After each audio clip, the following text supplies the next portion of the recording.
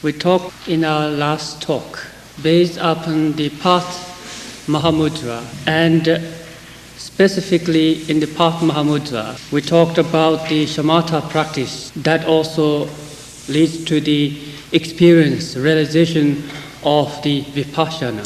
Based upon the shamatha and vipassana practice, we talked about also the weaknesses, the errors that one can make, the four strayings in the vipassana practice, and the three possibilities of making mistake or falling into mistake in the shamatha practice. Thereafter, in the idea or explanation of the possibilities of making errors in the vipassana practice and also that of the shamatha practice. Then it explains the transcending the four joys, free from the three conditions. In this whole idea that basically speaking, that in the Tantrayana practice, particularly that of the abhishekas, that in the third abhisheka or empowerment, you are given the introduction to the essential nature, or asked to rather to look at the very essential nature of the bliss, which is the ultimate nature. And since you are all quite familiar with the Tantrayana practice, that the four joys are expressed simply as an example towards the realization of the ultimate, which is the Mahamudra. At the same time, one must not take the whole understanding or idea of that the four joy is the very key or path to the ultimate nature. But four joys are simply given as example.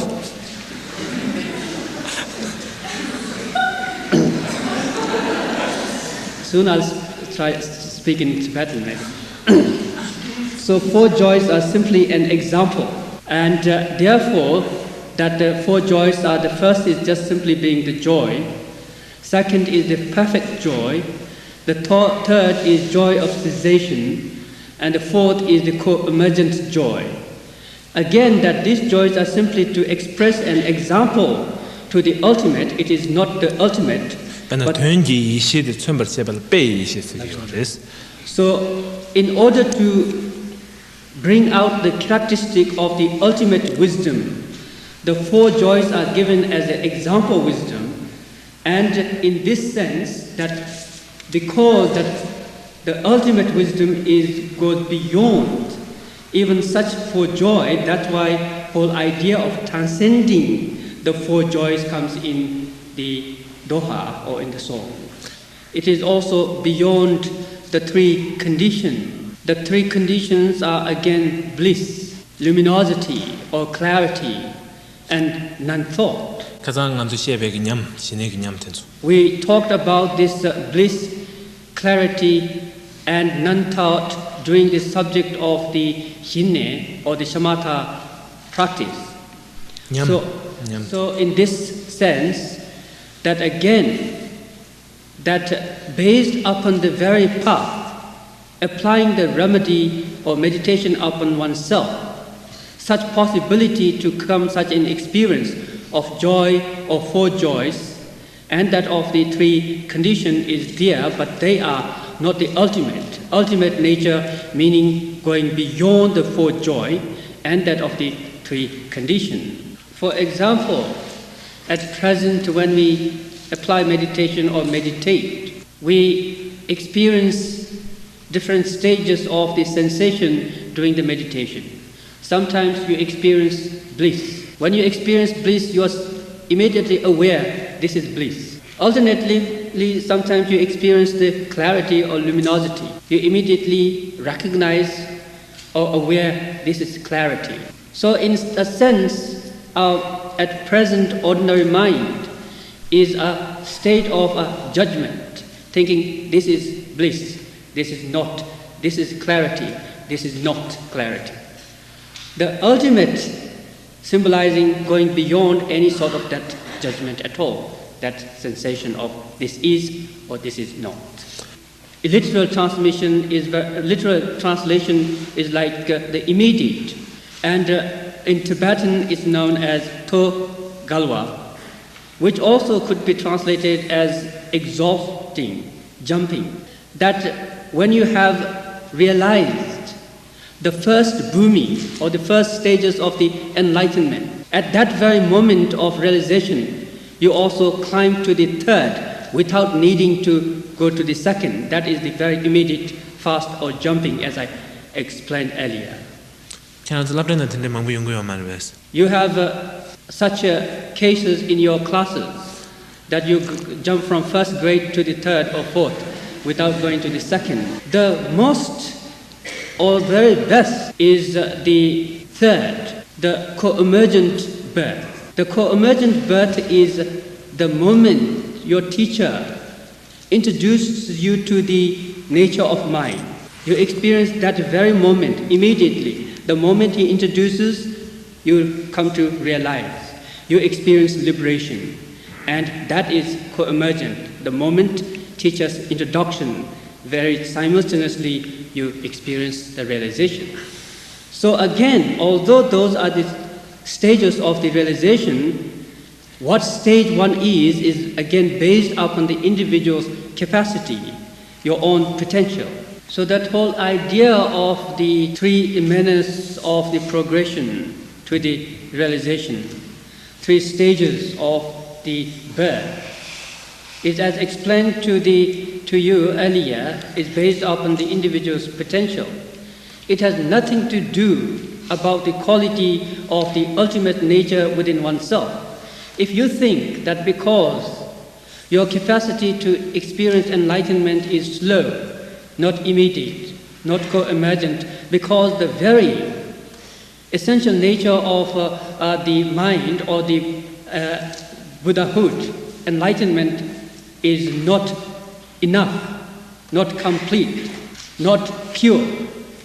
That is totally a misunderstanding.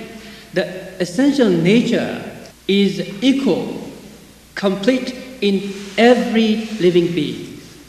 Now the idea of why some could experience very fast, immediate, and others need progressive time is based upon individuals' karmic connection, and that of based upon the obscurations of the obscuration itself.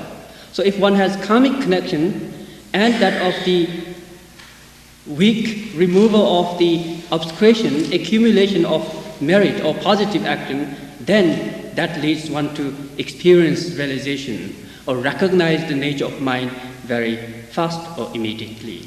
Ultimately, from the view of the ultimate that we all have, equal nature of that ultimate, being totally endowed with the ultimate nature, based upon the individual's, the layers of the obscuration, or rather the thickness of the obscuration, then one experiences any sort of the realization depending upon the three stages of the birth as explained, based upon our obscuration. And at the same time, it explains in the teaching that the ultimate, again, is that untouched by the mind of three great ones.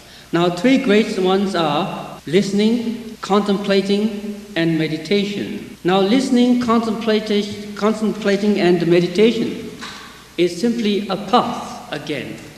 Path that will lead us to realize that ultimate.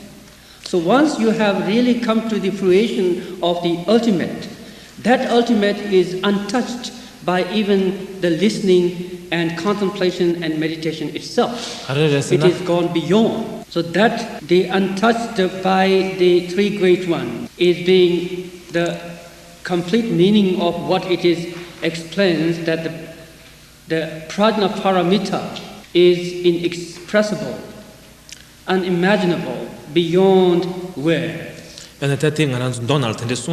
That is being expressed or taught in the Sutrayana teaching.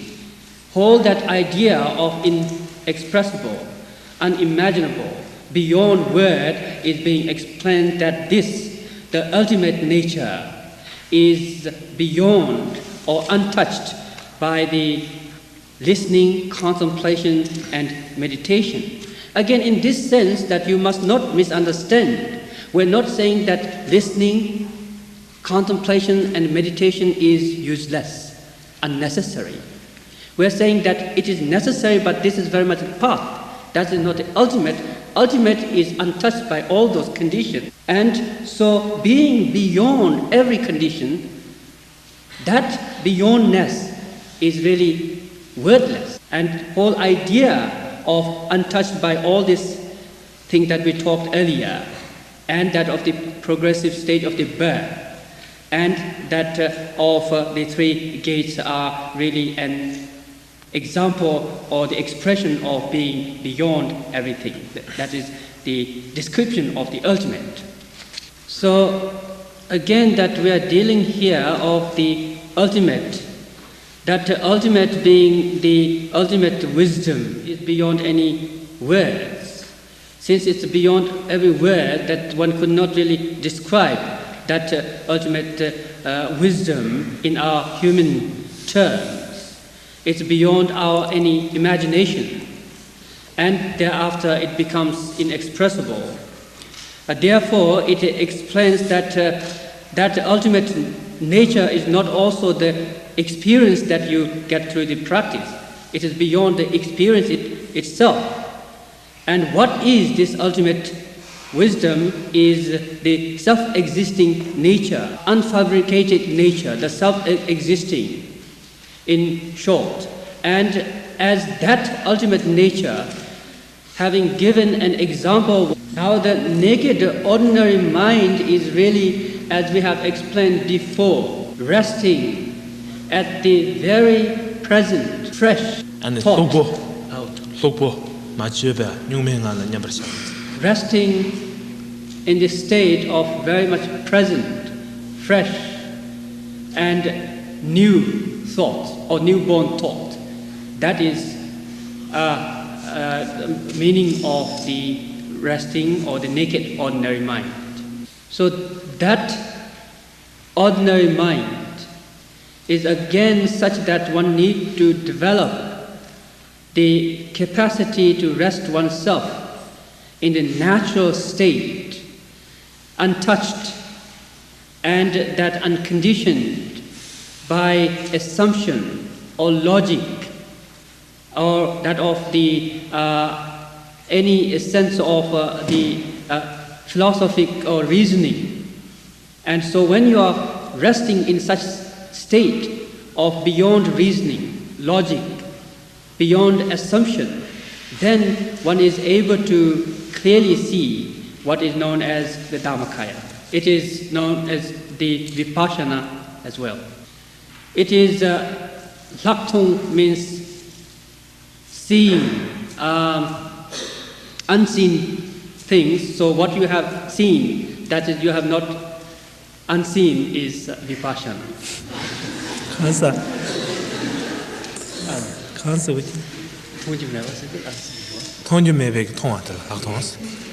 What you see, that is so having seen something you have not seen is Vipassana. So again, that simply to make more comfortable, that Vipassana means extra seeing. What His Eminence was trying to make clear is that extra seeing does not mean that your vision becomes more powerful, but something that you see extra that you have never experienced or seen before, that is Laktung. Now, having such made clear, then although that we have several explanation on this Doha, but again being the last day today, that we may not have the opportunity to go through every paragraph of this Doha, but what is very important is that whole idea of the developing the Vipassana, again that which is based upon the Mahamudra.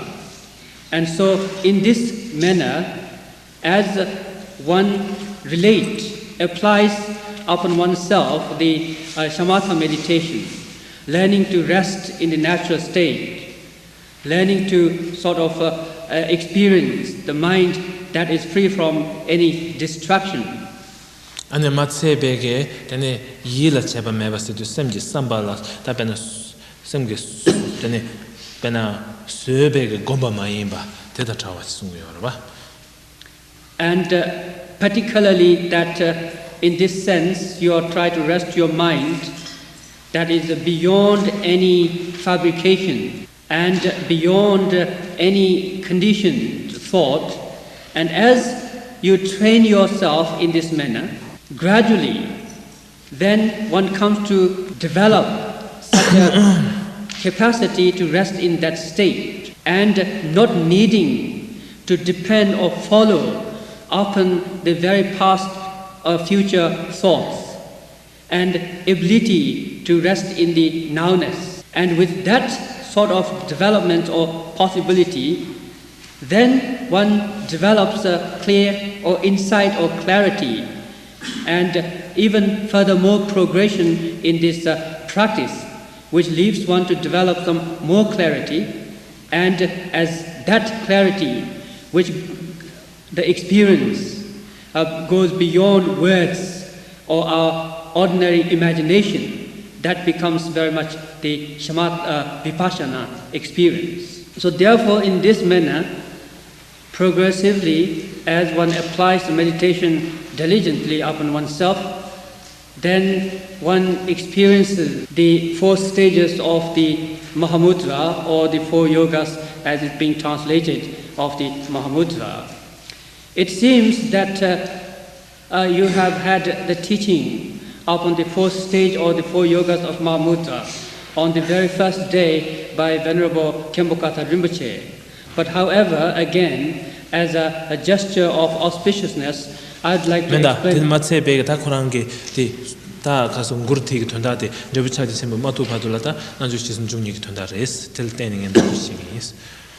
And at the same time, that whole purpose and the goal of this Doha is based upon the 4 yogas of Mahamudra.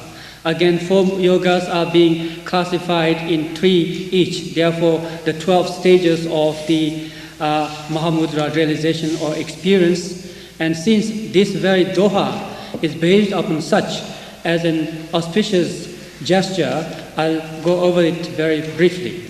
So in other words, that mind recognizing itself. And therefore, since this moment of such,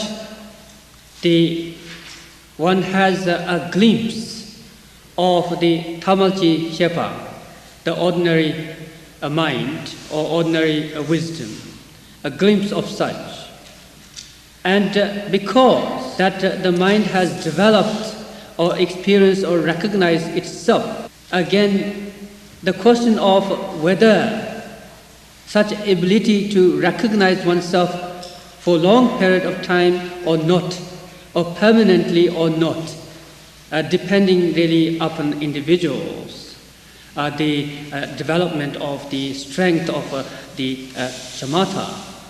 But what is being developed in this particular sense that is different from now at present is that at the present ordinary stage, we might claim that we are meditating, but every moment we are forcing our mind to do something.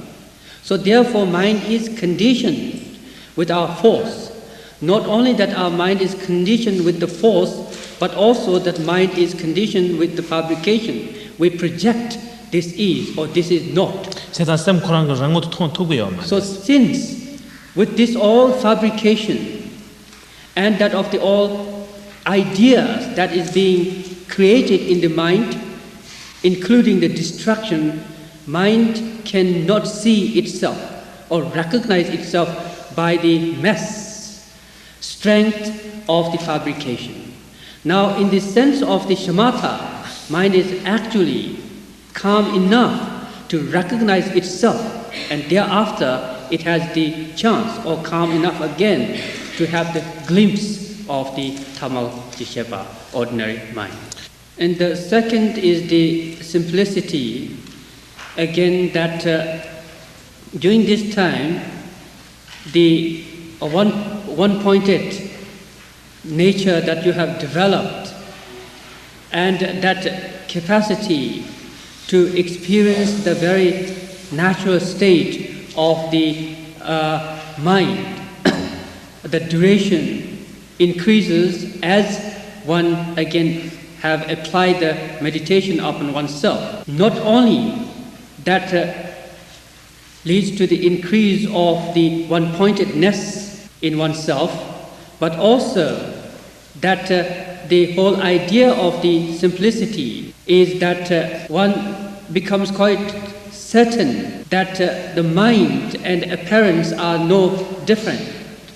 The mind and appearance are not separate. So because the mind and the appearance are no separate, like you understand the mirror and the reflection in the mirror are not really two things. As we have talked during the Mahamudra teaching, that the Dharmakaya and that of the light of Dharmakaya, which is appearance again, or all the emanations are no different, because Dharmakaya being the very essential nature, and all the manifestation is being the light, clarity of the Dharmakaya. Similarly here, it expresses the same means that at present we have a notion of separating our mind different, separate from the outer relative appearance. But in essence, what is happening is that all the outer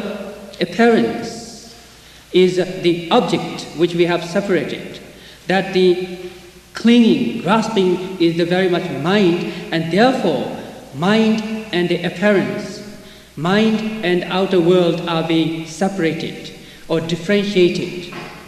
But in this particular stage of the simplicity, you learn that all the outer appearance of the phenomena or will is simply a projection of the mind. And therefore, since it is the manifestation or the projection of the mind, there is no two things, two separate object or mind, but it is one.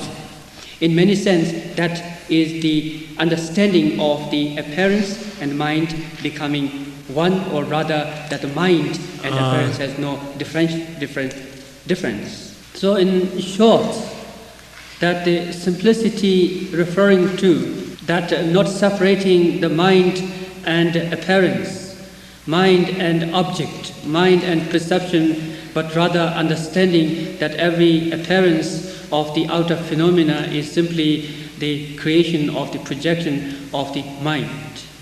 They are not two different things. They are in fact one.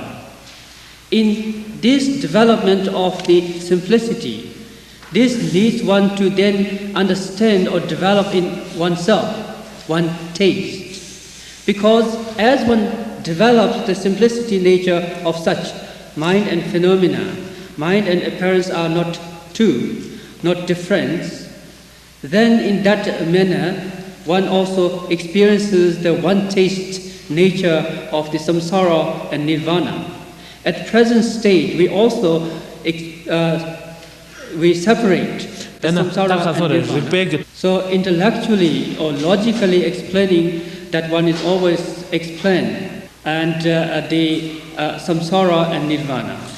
And even according to the explanation, that at present we have some grasping, clinging to the samsara being the suffering, and a nature of samsara being suffering, that we need to really abandon samsara.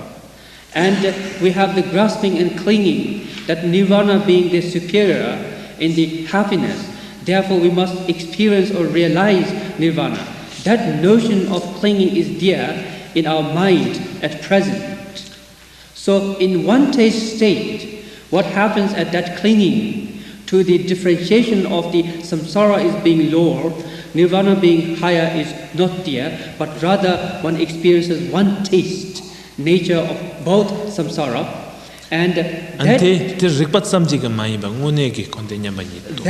experience of the oneness, one taste of samsara and nirvana is not only intellectual, not only understanding, not only reasoning, but actually not only mind-made, not only that you have believed in, but it is some actual experience or realization that takes place.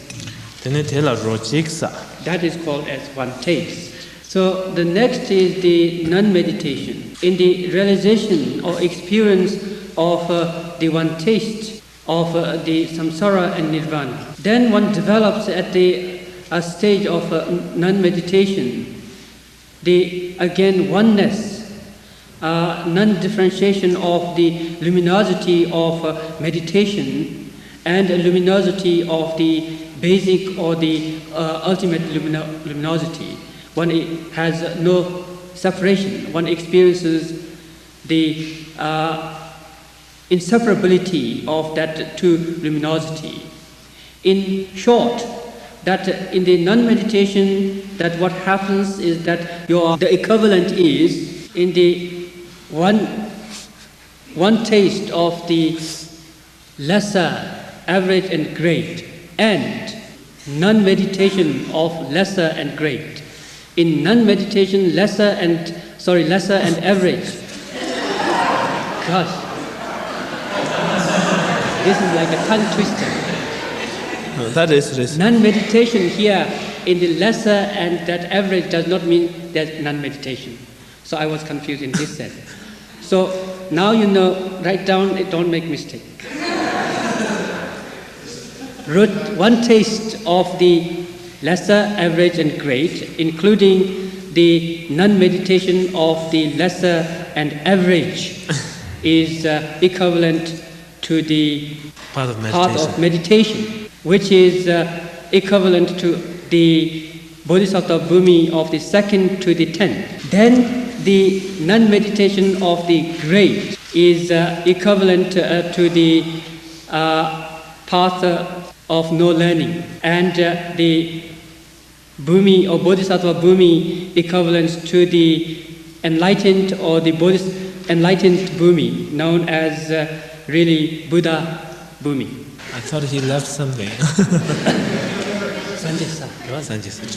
So that for in literal or dhammic term, this is known as the Mahamudra, the yogas of 4, 3, 12.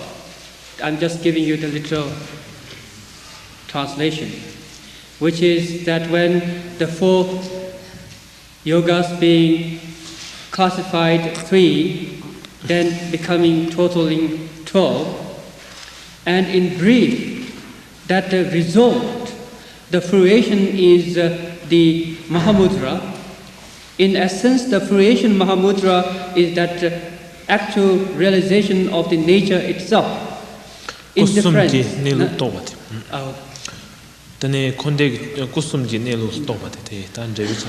And union, inseparability of the mind and appearance, realization, and recognizing, coming to the fruition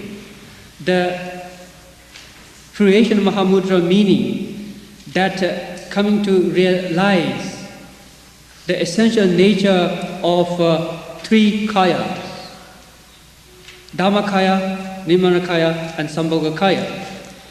So that the 3 kayas, the Dhammakaya symbolizing that the essential nature of such or the emptiness, which is the Dhammakaya. Now when one speaks about the emptiness or shunyata, then it is not that completely void or the absence of everything is regarded here as the essential nature or emptiness.